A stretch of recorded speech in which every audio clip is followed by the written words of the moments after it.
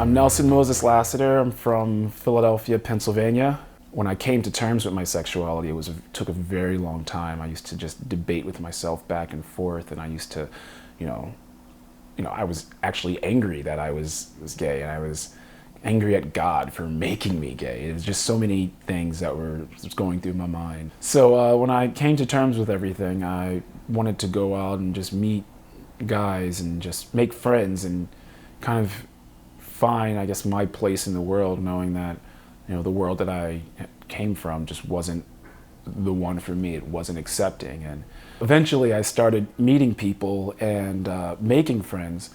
And there was this one time I was actually, just chatting up this one guy, and the conversation was going really great. And there was definitely a really cool connection there. And, there were a lot of, similarities. And I was like, oh, would you want to grab a drink sometime? And he goes, oh, he's like, you're really, really sweet. You're really nice, but I don't date black guys.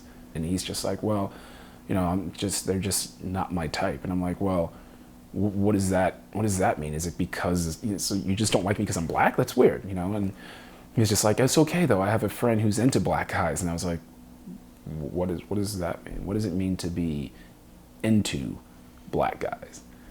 I met this guy and, his friend, and I was like, so what is it about black guys that you like? He was like, I like the way that they look and the way they talk, the way they walk, the way they wear their pants down low. And I was like, none of this has anything to do with an actual black person. This is, these are stereotypes, and these are just, preconceived notions and things that you hear. It wasn't that he, liked black guys. He was into the idea, or into, it was more of like a object of affection or a fetish more than actually liking the person.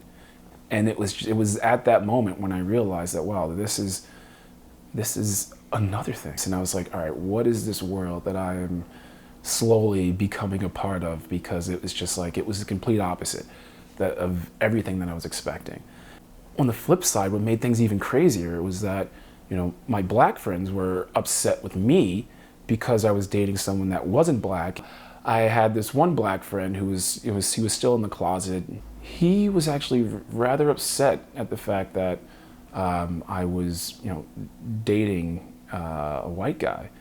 We were hanging out, and I was, telling him about this guy, and he was just like, why are you dating, white people? You know that they don't like us. And I was like, what do you mean they don't like us? Because I'm dating someone who likes me a lot. So where are you getting at? And he goes, what, do you think you're too good for your own race? He basically said that I was a self-hater and that I didn't like black people, or I didn't like who I was, and I wanted to be someone else because of the fact that I wasn't dating, my own race. Like, these experiences happened within like half a year.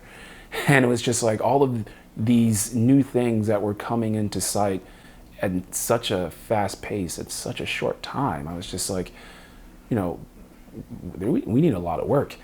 We can't be seen as a group of people that want to have a unified message of equality and no discrimination if we ourselves are dividing ourselves, through whatever methods, whether it's someone's, feminine, or whether someone is masculine, or whether someone is black, or whether someone is white. I mean, if we continue to create these own divisions within our own group, we're no better than the ones that are discriminating against us. And it's extremely important because we have to change the way that we think. We have to change our minds within our own community, open our own minds, before we can expect other people to open their minds to us.